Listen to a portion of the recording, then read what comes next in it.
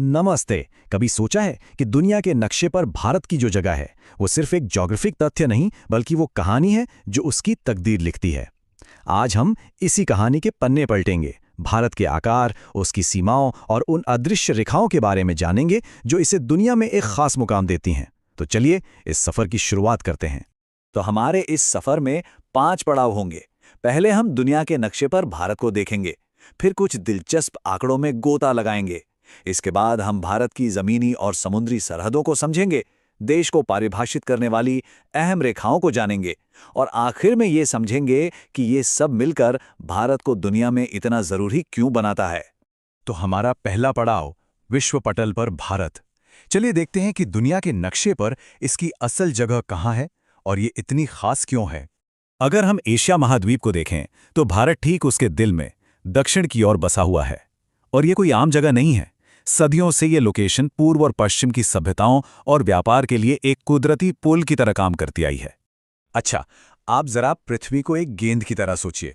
भूमध्य रेखा यानी इक्वेटर उसे 2 बराबर हिस्सों में बांटती है। भारत पूरी तरह से उस रेखा के ऊपर यानी उत्तरी गोलार्ध में है। इसका सीधा मतलब ये हुआ कि यहाँ का मौसम और दिन रात का जो चक्र है वो दुनिया के दक्षिणी हिस्सों से एकदम अलग होता है। तो हमने ये तो देख लिया कि भारत दुनिया में है कहाँ, पर सवाल ये है कि ये कितना बड़ा है। अब कुछ ऐसे आंकड़ों पर नजर डालते हैं जो इसकी विशालता की कहानी कहते हैं। ये जो नंबर स्क्रीन पर हैं, इन्हें आप ग्लोब पर भारत का पिन कोड समझ सकते हैं।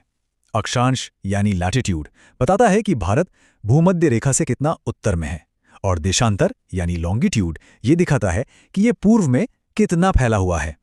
इन्हीं नंबरों की मदद से जीपीएस किसी भी जगह की सटीक लोकेशन पता करता है। भारत का कुल क्षेत्रफल लगभग 33 लाख वर्ग किलोमीटर है। अंदाजा लगाइए, ये इतना बड़ा है कि इसमें यूरोप के कई देश एक साथ समा सकते हैं। दुनिया की कुल जमीन का करीब 2.4% हिस्सा भारत के पास है। और इसी विशाल क्षेत्रफल के साथ भारत जमीन के मामले में दुनिया का 7वां सबसे बड़ा देश बन जाता है। मतलब सिर्फ 6 देश ही हैं जो आकार में इससे बड़े हैं। यहाँ एक और दिलचस्प बात है, अगर कोई कश्मीर से कन्याकुमारी तक का सफर करे तो उसे करीब 3214 किलोमीटर चलना होगा। वहीं गुजरात से अरुणाचल प्रदेश तक की दूरी 2933 किलोमीटर है। यानी भारत लंबाई में अपनी चौड़ाई से थोड़ा सा ज्यादा है। तो आकार तो हमने समझ लिया, पर किसी भी देश को उसकी सीमाएं भी तो पहचान देती हैं।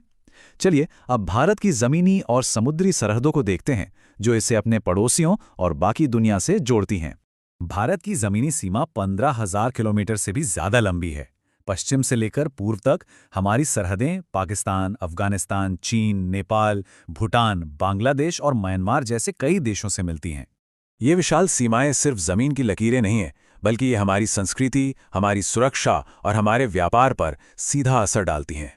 जमीन के साथ साथ भारत को समुद्र का भी एक शानदार तोहफा मिला है। इसकी जो तटरेखा है, अगर द्वीपों को भी मिला लें तो 7,500 किलोमीटर से भी ज्यादा लंबी है। पश्चिम में अरब सागर, पूर्व में बंगाल की खाड़ी और दक्षिण में हिंद महासागर। मतलब 3 तरफ से पानी से घिरा हुआ है, जो इसे एक प्रायद्वीप बनाता है। और हाँ, अंडमान निकोबार और लक्षद्वीप जैसे सुंदर द्वीप समूह भी तो भारत का ही हिस्सा है। अब बात करते हैं उन 2 अदृश्य रेखाओं की, जो हैं तो काल्पनिक, लेकिन भारत की जलवायु से लेकर हमारी घड़ी के समय तक सब कुछ तय करती हैं। यह है कर्क रेखा। यह काल्पनिक लकीर है जो भारत के लगभग बीच से गुजरती है। इसका सीधा असर हमारे मौसम पर पड़ता है। इसके दक्षिण का हिस्सा ज्यादातर गर्म और नम रहता है, जबकि उत्तर के हिस्से में मौसम के ज्यादा उतार चढ़ाव देखने को मिलते हैं। और ये रेखा एक बड़ा ही दिलचस्प सफर तय करती है। ये पश्चिम में गुजरात से शुरू होती है और फिर राजस्थान, मध्य प्रदेश, छत्तीसगढ़, झारखंड, पश्चिम बंगाल, त्रिपुरा से होते हुए आखिर में पूर्व में मिजोरम से गुजरती है। अब जरा समय की बात करें, क्योंकि भारत इतना चौड़ा है, इसके पूर्वी और पश्चिमी हिस्सों में सूरज उगने के समय में काफी फर्क होता है। इस उलझन से बचने के लिए एक स्टैंडर्ड लाइन तय की गई है। ये 82.5 डिग्री पूर्वी देशांतर पर है और इसी रेखा का समय पूरे देश की आधिकारिक घड़ी यानी इंडियन स्टैंडर्ड टाइम माना जाता है। सोचकर देखिए, भारत की चौड़ाई का मतलब है कि जब अरुणाचल प्रदेश में सूरज उग रहा होता है तब गुजरात में रात का अंधेरा होता है। दोनों जगहों के लोकल टाइम में लगभग 2 घंटे का फर्क है। हमारी मानक समय रेखा इसी अंतर को खत्म करती है, ताकि दिल्ली से लेकर चेन्नई तक हर किसी की घड़ी एक ही समय बताए। तो अब तक हमने भारत के भूगोल को अलग-अलग हिस्सों में समझा।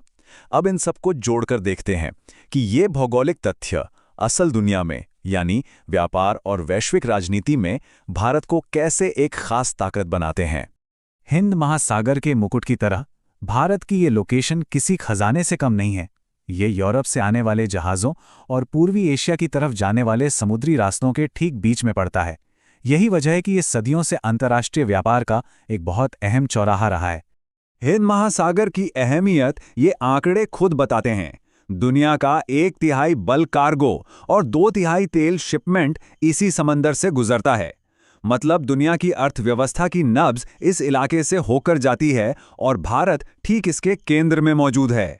तो अगर हम सारे बातों को एक साथ देखें तो भारत की ये अनोखी भौगोलिक स्थिति और इसका विशाल आकार ही इसे दक्षिण एशिया की एक मजबूत राजनीतिक और आर्थिक शक्ति के तौर पर स्थापित करते हैं।